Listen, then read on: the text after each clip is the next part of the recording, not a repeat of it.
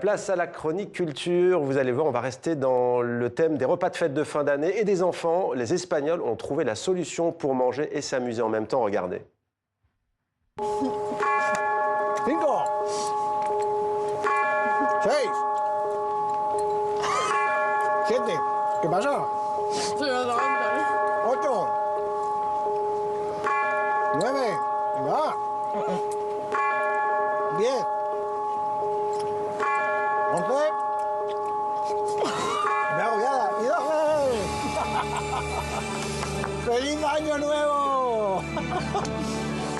Voilà, la fête sur TV5 Monde, ça commence. Bonsoir Pascal. Bonsoir Mohamed. Alors en quoi consiste au juste cette tradition espagnole? Écoutez, c'est la tradition de la fin de l'année en Espagne. Un grain de raisin à chaque coup de minuit. Regardez la foule sur la Puerta del Sol, qui est la place principale à Madrid. Et tous les foyers espagnols suivent cet événement qui est retransmis en direct. C'est vraiment le moment. Il y a à un moment donné une boule, cette boule que vous voyez qui va descendre et qui donne le coup d'envoi. Alors je vous ai préparé une petite surprise, mon cher Mohamed. Un petit raisin? Ah, mais bien allez, sûr, j'en prends un. Ça porte chance. Par Attendez, contre, attendez. non. Attendez, il faut une fois. Attention, on va entendre.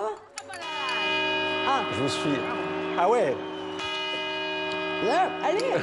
Ah non, mais ça porte chance. Faut déjà les attraper. Hein. 4. On avait vraiment 10? Ouais, c'est pas grave.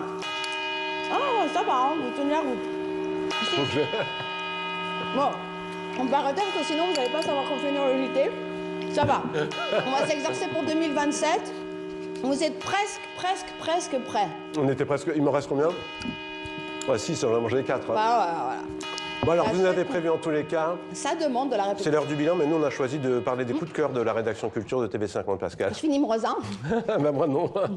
Alors, Pascal Achard a couvert le 11e festival Atlantic Music Expo au Cap-Vert. Et parmi les artistes, elle a rencontré Karina Gomez. Son concert est un hommage aux héros des luttes anticoloniales, et notamment Amilcar Cabral, que vous connaissez, qui a lutté évidemment contre l'occupation des Portugais et qui a finalement obtenu l'indépendance de la Guinée-Bissau et du Cap-Vert. On regarde un extrait du reportage de Pascal Achard.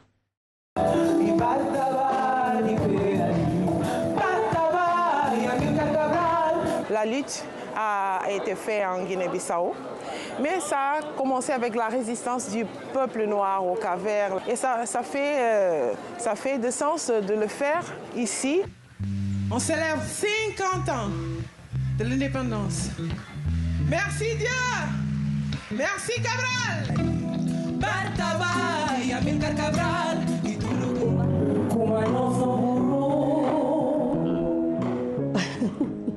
Voilà pour Karina Gomez. Votre coup de cœur, Pascal, moi je continue, j'en profite pendant que vous continuez cette chronique. Ça continue, ça porte chance pour tout 2026. On reste dans la résistance avec Joséphine Baker. Est-ce que vous savez qu'en 2025, on a célébré le centenaire de sa première apparition sur scène à Paris?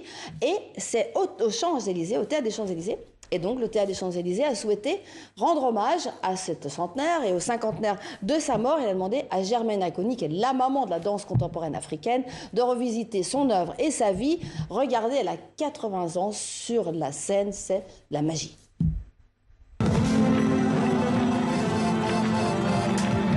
Je suis née au Bénin, grandi au Sénégal. Donc, c'était les Amazones. Pour moi, ces femmes qui se coupaient le sein pour être des guerrières, des résistantes.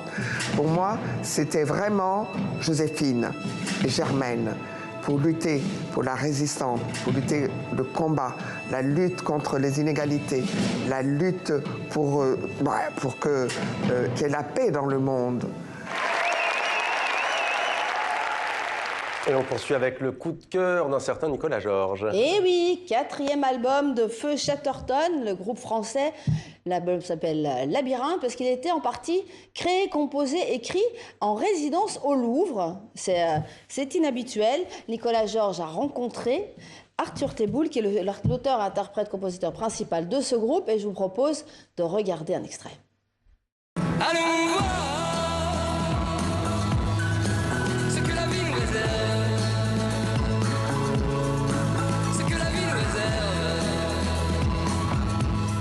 On vit une époque où on oublie vite que l'autre, l'étranger, est d'abord un semblable. On l'oublie vite parce que on a peur, parce qu'on vit une époque qui alimente ça. Et on le ressent tous, c'est les faiblesses humaines de vite se replier sur ses identités, sur ce qu'on connaît déjà, sur cette manière de penser.